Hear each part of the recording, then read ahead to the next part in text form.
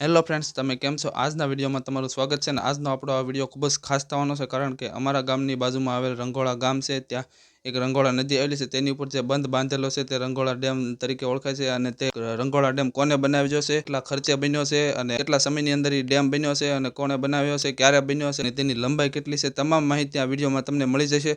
અને અમારી YouTube channel પર નવા હોય તો સબસ્ક્રાઇબ કરી દેજો. અને જો તમને આ વિડીયો પસંદ આવે તો લાઈક કરી દેજો, અને કમેન્ટમાં વિડીયો કેવો લાગ્યો જરૂરથી કહી દેજો. અને હવે આપણે વિડીયો સ્ટાર્ટ કરીએ.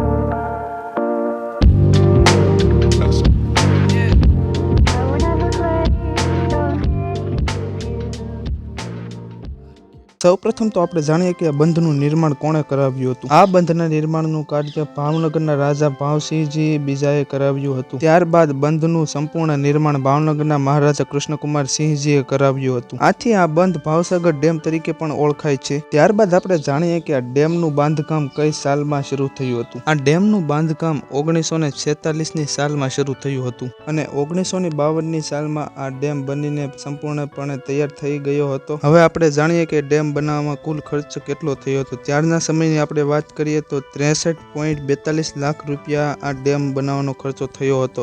આ ડેમ પર કુલ 47 જેટલા દરવાજા છે, જે વગર વીજળીએ ફક્ત પાણીના દબાણથી આપોઆપ ખુલે છે, જે આ બંધની વિશેષ ખાસિયત છે. કારણ કે ગુજરાતમાં આ એકમાત્ર જ એવો બંધ છે કે જ્યાં ઓટોમેટિક રીતે દરવાજા ખુલે છે. હવે આપણે વાત કરીએ કે આ બંધની લંબાઈ કેટલી છે. આ બંધની લંબાઈ 548.78 મીટર છે. આ બંધનો પાયો 42 મીટર ઊંડો છે. આ બંધનું નિર્માણ સિંચાઈના હેતુથી, એટલે કે ખેતી કરવાના હેતુથી આ બંધનું નિર્માણ કરવામાં આવ્યું હતું. હવે આ રંઘોળી નદીના વિસ્તારની વાત કરીએ તો 11.62 સ્ક્વેર કિલોમીટર છે. જો તમારે અહીંયા આવવાની ઈચ્છા હોય તો મેં લોકેશન ડિસ્ક્રિપ્શન બોક્સમાં આપી દીધેલું છે. જો આ વિડીયો તમને પસંદ આવ્યો તો પ્લીઝ અમારી યુટ્યુબ ચેનલને સબસ્ક્રાઇબ કરી દેજો, અને આ વિડીયોને લાઇક કરી દેજો, અને કમેન્ટમાં વિડીયો કેવો લાગ્યો જરૂરથી કહી દેજો.